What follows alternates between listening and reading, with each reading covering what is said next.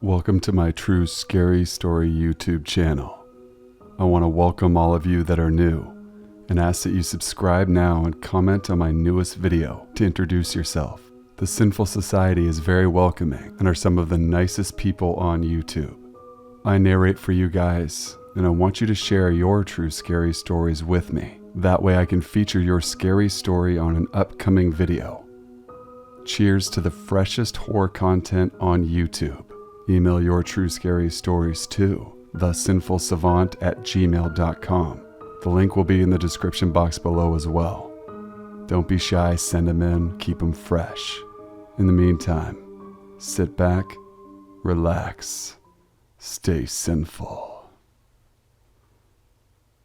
I used to work in an industrial area that tends to be secluded and dark at night, with minimal lighting along the roads. I also lived close to this previous job, so I would walk home instead of taking the bus.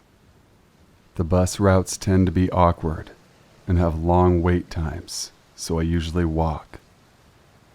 One night in early October, I had been walking through a parking lot to get to my place.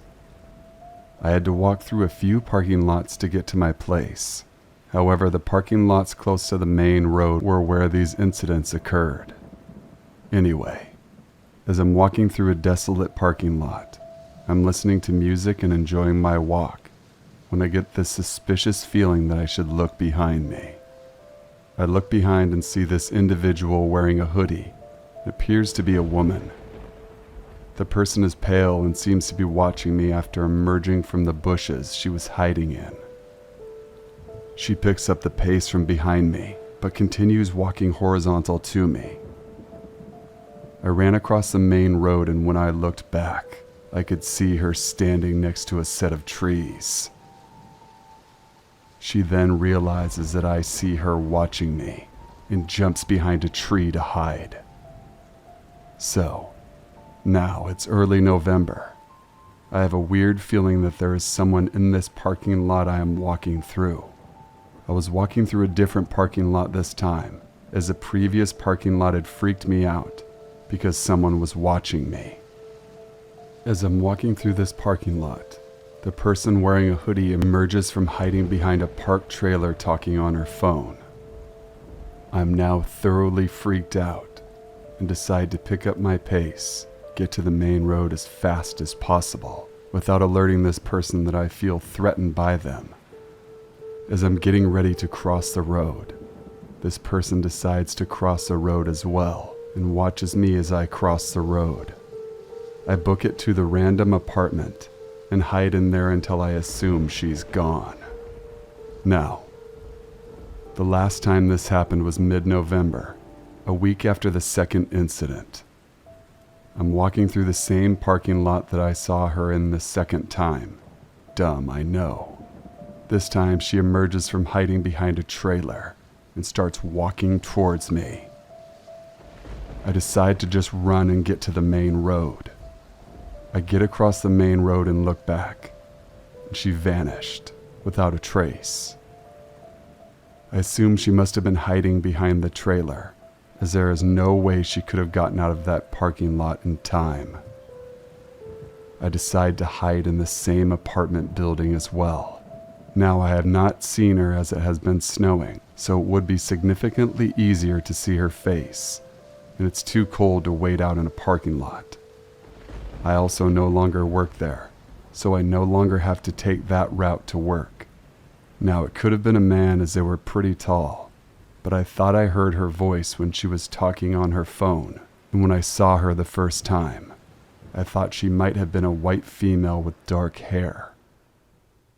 I have not gone to the police station with this information, but I might. I live in a student corridor with 3 other people. We have a living room with a small kitchen and separate rooms. One late evening, I was just playing some games with my friends when I heard a knock on my window, making me jump. I opened the blinds, but I couldn't see who was out there. Only a silhouette of a person. Stupidly, I just assumed it was my roommate returning home from a party, so I pointed towards the balcony door that's in the living room and went to open it. I looked out while enjoying the fresh air, right when the person came out of the darkness. As you might have guessed, it wasn't my friend. I can't remember his exact appearance. It was an average-sized guy in his 20s, with tattoos on his hands and knuckles, and a cap sitting slightly off. Now, the realization that this wasn't my friend shocked me so I calmly asked him what he needed. He went on about visiting a friend, but the door to the stairwell was locked, and if he could go through the corridor. I politely declined but said that I could open the door to the stairwell. He agrees, so I close the door and start making my way to the stairwell of the apartment building. That is when another roommate opens his door, still in his underwear, and judging by his drowsy face, I could assume that my window wasn't the only one the guy knocked on. My roommate said he would open the door, so I went back into my room, joked about the incident with my friends, and eventually went to sleep. At around 4 a.m., my phone starts ringing. It was a roommate that was out partying earlier. Me, quite annoyed over the fact that he calls me at that hour, asks what he wants. He apologized for waking me up, but said that I need to get to the kitchen. I walked briskly towards the kitchen, still angry over being woken up, but that anger was gone with the wind as soon as I walked into the living room. Things were out of place. A bottle with yellow liquid stood on the table, and every cupboard drawer in the kitchen was open. One of my things was on the arm of the couch, my marble tray. There was a note on the balcony door saying, "Do not close. Be back in 10. Completely flabbergasted, I questioned my roommate and friend that also came from the same party. It turns out it was like this when they came home. We woke up the other two roommates, called the non-emergency line, and made the police report. Due to nothing missing, we assumed that this was caused by druggies and not robbers. The yellow liquid also turned out to be rapeseed oil. After that, we went to sleep without mentioning the other guy, probably because we were too shocked and tired to actually think. Next morning, I returned to the apartment complex after getting a package, and who do I meet by the stairs inside? The guy from yesterday. That's when it all clicked. So I approach him cautiously, and he greets me like we were old neighbors. A bit taken back of his casual attitude, I greet him back and he strikes up a conversation about how he and his buddy used so much drugs yesterday. I also noticed the white powder by his nose and his jacket.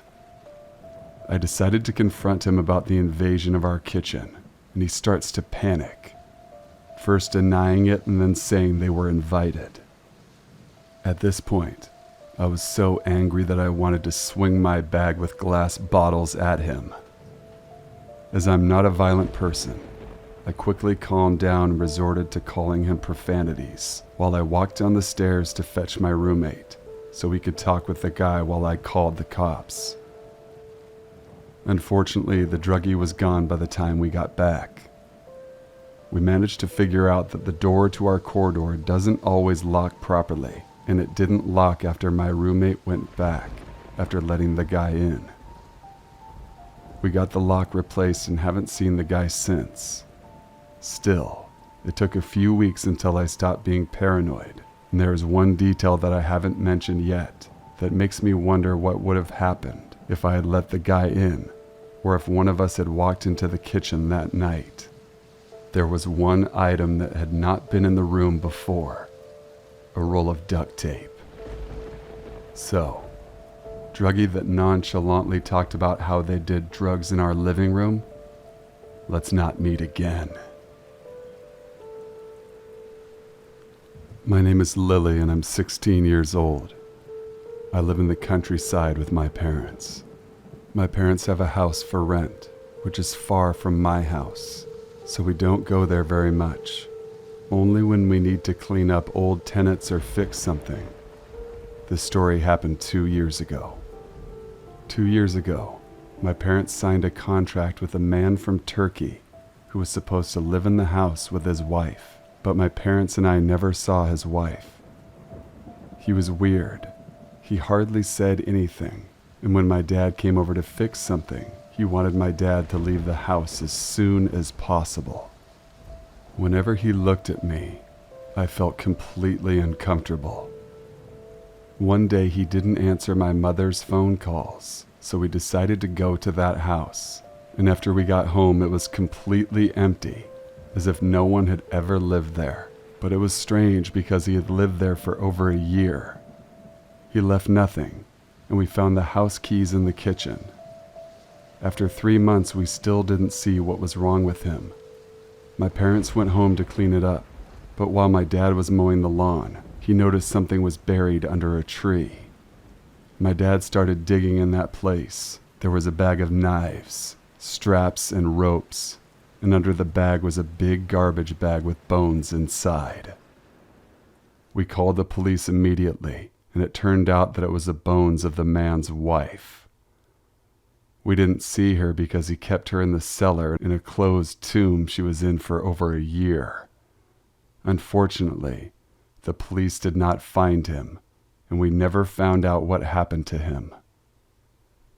After this whole situation, I remembered that I was at home once and heard some rustling from the basement, but I thought maybe it was just rats. To this day, I have nightmares that I see this man killing his wife.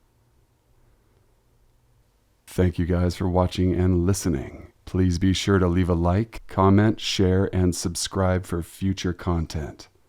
Email your true scary stories right now to thesinfulsavant@gmail.com. Link is in the info box below as well. Till we meet again, stay safe, stay sinful.